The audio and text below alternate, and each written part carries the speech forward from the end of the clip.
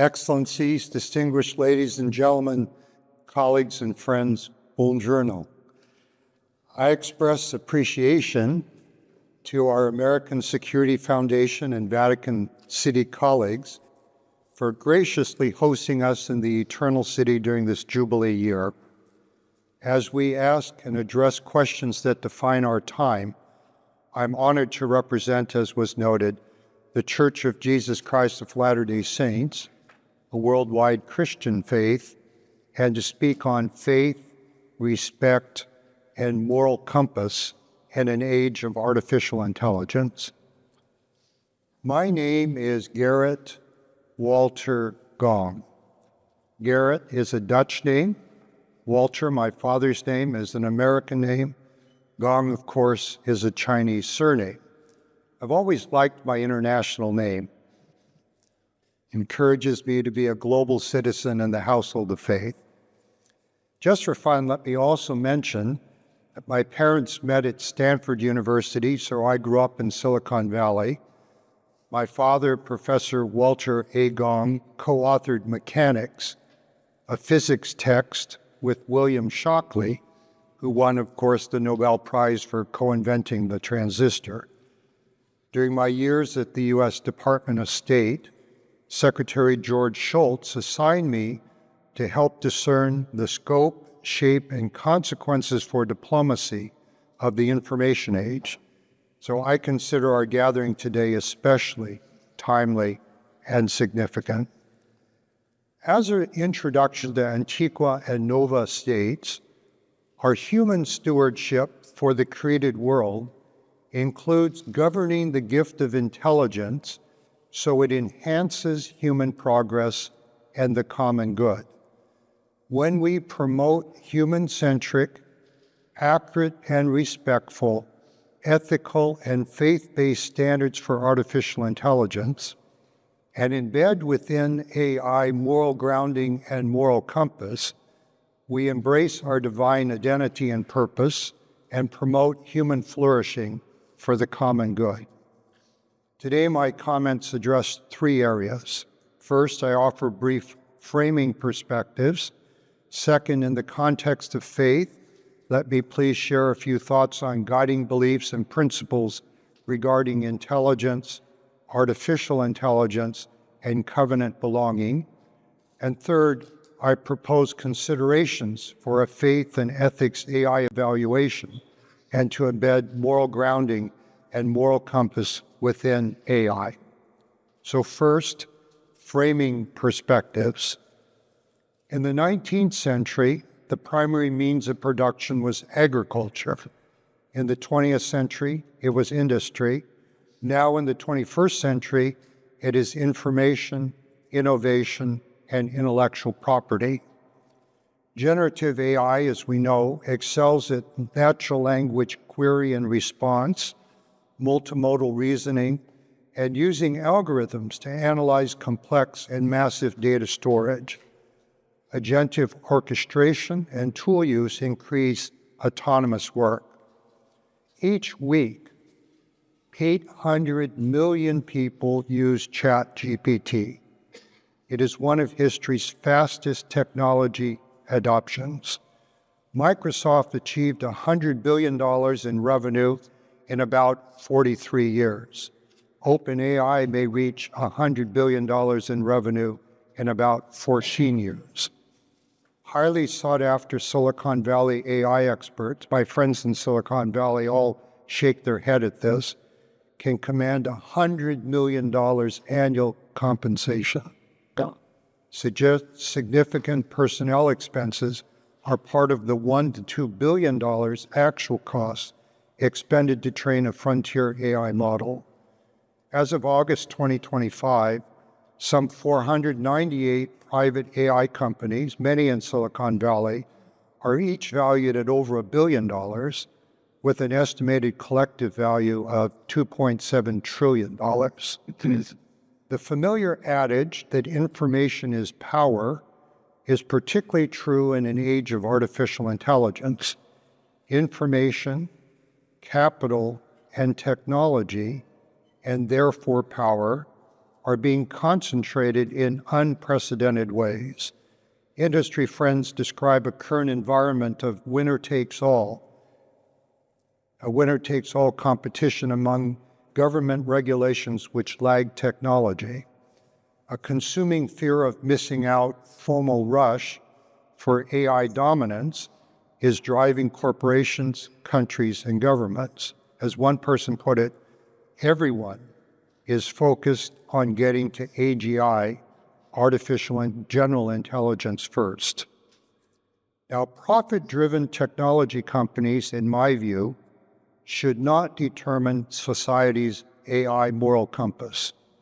We need effective altruism.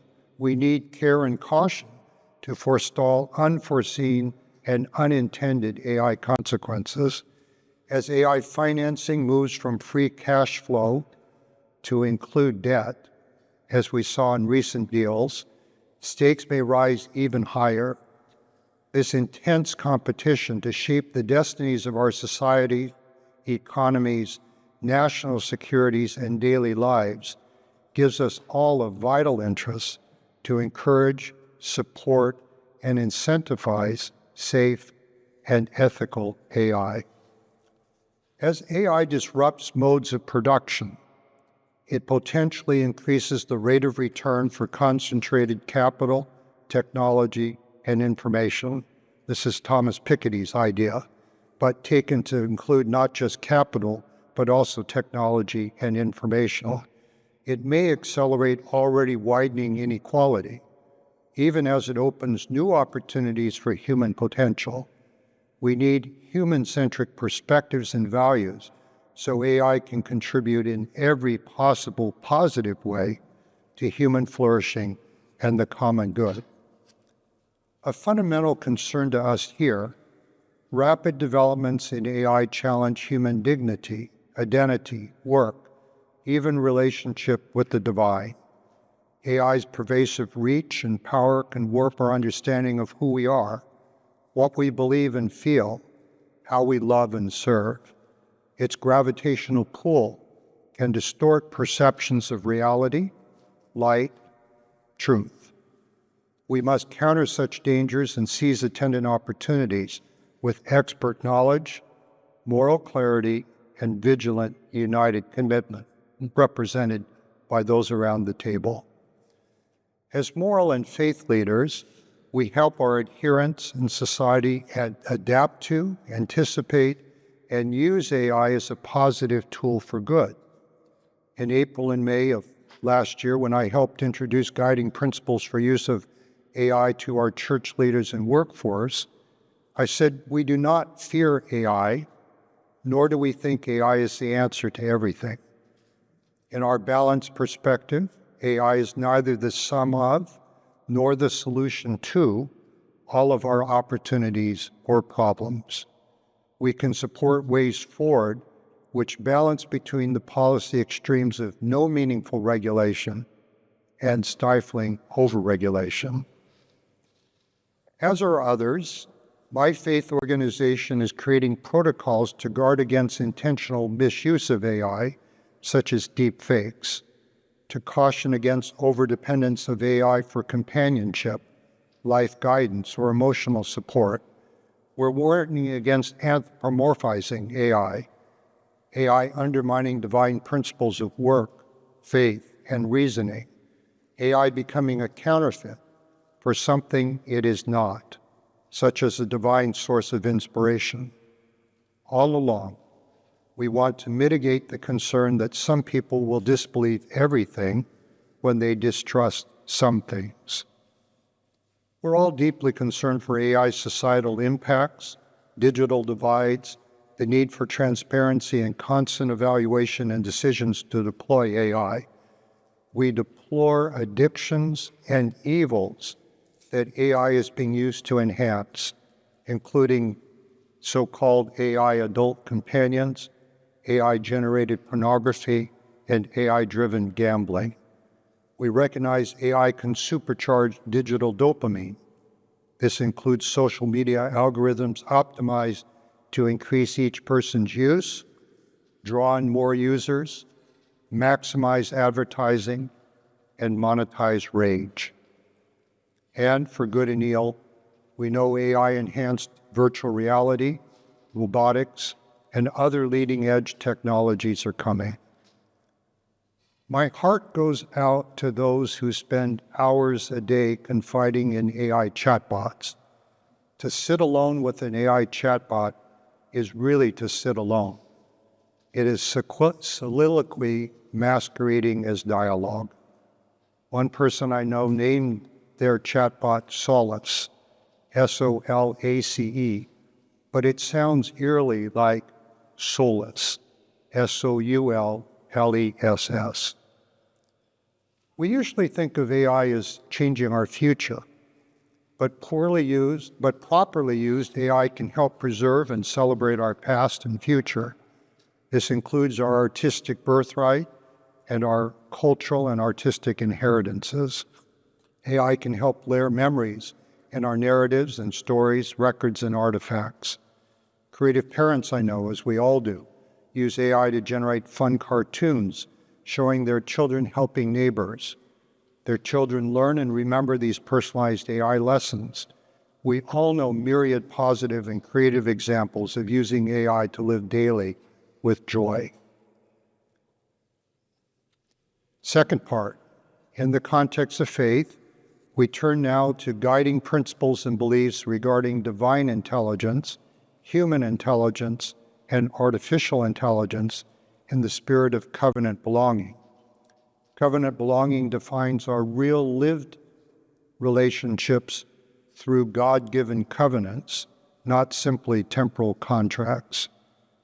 As the Internet of Things becomes the artificial intelligence of things, we search for a metaphor to describe our time. It may be Prometheus and his stolen fire. It may be Icarus and his wings of wax. It may be the Tower of Babel. Today, in my view, there is too much glib talk about AI becoming God or godlike AI. Even if we achieve AGI or ASI, let us be clear. God is God. AI is not and cannot be God. Man is not, and certainly God is not, defined solely by reasoning and knowledge. As a creation of God, man can create AI, but AI cannot create God. As with Prometheus, Icarus, and the Tower of Babel, human efforts to create utopia or to reach heaven always fail.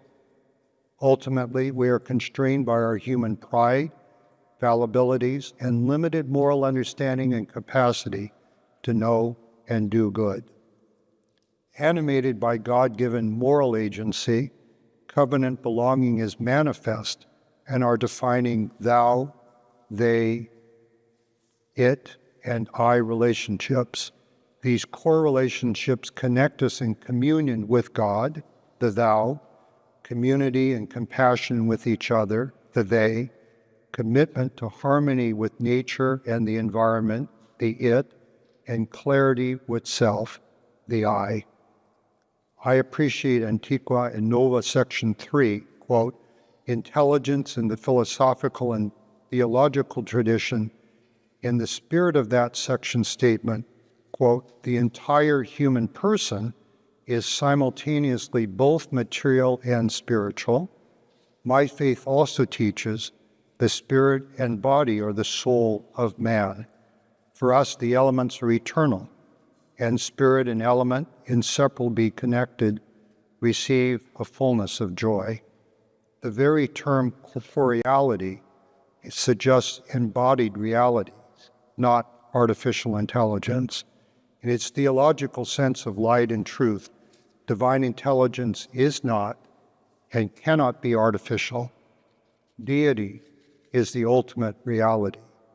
Deity is never artificial in any way. As the Apostle Paul teaches, ye are the temple of God, and that the Spirit of God dwelleth in you. For us, intelligence, truth, and light cleave unto each other. Indeed, whatsoever principle of intelligence we attain unto in this life, it will rise with us in the resurrection. These fundamental differences between divine intelligence, human intelligence, and artificial intelligence underscore our need to benchmark AI according to faith-based and ethical standards of accuracy and respect, and to embed moral grounding and moral compass in AI. This, of course, brings us to our third section, a pluralistic faith and ethics AI evaluation. We gathered here today share a deep commitment to AI's moral compass, that it not be dictated solely by technology or by the small group developing the technology. No set of utilitarian AI algorithms can determine or speak for our most treasured human values and spiritual experiences: benevolence, compassion, judgment, optimism, faith. That which speaks to and for our souls require lived, embodied experience and authentic thou, they, it, I relationships. In conceding defeat to Watson the computer, Jeopardy champion Ken Jennings noted that Watson answered unflinchingly without hesitation. In the moment, it seemed to give the computer a slight advantage. However, our human capacity to pause, hesitate, even doubt, opens us to serenity, grace, caution, inspiration. We need meaningful human-in-the-loop AI safeguards where appropriate. We do not fully understand how AI systems construct or represent an internal view of the world, perhaps reflecting the zeitgeist of human training and data sets. AI can exhibit a will to power, sycophancy, deceit, and narcissism. As memory and personalization enhance AI as an echo chamber, we may find AI becomes very good at telling us what it thinks we want to hear. Virtual made-to-order truth is not truth. It is important to identify what the faith and ethics AI evaluation is and is not. It is independent, it is transparent, it is iterative, technically grounded, community-spirited. Iteratively evaluating frequently changing AI systems with established standards and benchmarks can improve AI performance. It is pluralistic. Pluralistic means it does not privilege one faith tradition over another or belief over non-belief. It does not seek to convert individuals to any faith tradition. It does not adjudicate differences between faith claims. Portraying faith traditions accurately and respectfully, however, is not an imposition of religion on AI. Rather, it's a public necessity. It's especially needed as increasing numbers of individuals ask AI about faith and belief, and as AI becomes a primary source of information about faith traditions. Societies benefit when individuals of faith and their beliefs are portrayed without bias or discrimination. Ideally, AI should accord non-discriminatory accuracy and respectful portrayal to many individuals and groups. Of course, a faith and ethics AI evaluation is not just a measurement of how a current AI model performs. It also becomes a compass that influences the development of future models. This independent community spirit evaluation effort is motivated by shared commitment to improve demonstrated model performance. After those tuning individual models have had opportunity to work with initial evaluation, objective leaderboards can regularly publish relative model performance. We invite all to join this faith and ethics AI evaluation effort. Every individual of faith and their belief deserves to be portrayed by AI accurately and respectfully. capable AI team has begun prototyping and early testing of a faith and ethics AI evaluation. This AI team is in conversation with Baylor, Brigham Young, Notre Dame, and Yeshiva universities. We look forward to adding other universities from across the international diversity of faith and ethical traditions. We're also in conversation with socially responsible frontier AI model companies. These leading companies recognize the need to work together so AI systems can respond in fair, accurate, and respectful ways to increasing numbers of personal inquiries, including those regarding faith and religion. Working very closely with the American Security Foundation, we anticipate this AI consortia will also include leaders, and thank you to many of you who have expressed interest in this, and leaders from the full pluralistic range of ethical and moral faith-based traditions and communities. Finally, we are discussing how to test and establish a faith and ethics AI evaluation with companies known for expert and independent model benchmarking, such as Meter and Kaggle. Work to date on initial faith and ethics AI evaluation identifies and uses, at the current time, 7 rubrics. The evaluation can be faithful, accurate and expert, child-appropriate, pluralism-aware, resistant to deluge, human-centered, multilingual. This, of course, is not all that needs to be done, but it's a place to begin. I conclude where I began. On May 24th, 1844, Samuel Morse's single-wire telegraph revolutionized the relationship between information, time, and distance. Sent as dits and dashes, the first message which flashed between the U.S. Capitol and Baltimore was, "What hath God wrought?" What hath God wrought is a question we can regularly ask.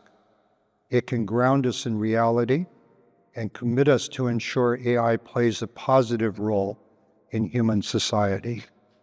Coming full circle, may I suggest we need humility, not hubris. We need peacemaking, unity, and moderation. We need the experience of every civilization that societal morality, human flourishing, and the common good are best promoted when we're grounded in faith, respect, and moral compass. This includes those the Holy Scriptures describe as poor, unseen, lonely, lost, spiritually speaking, each of us. Made in the image of God, our Creator, with covenant belonging defining our core relationships, we have everything to look forward to, if and as we live with gratitude, openness, authenticity, generosity of spirit, and joy, of which we're humanly and divinely capable, even in this age of artificial intelligence. Thank you very kindly.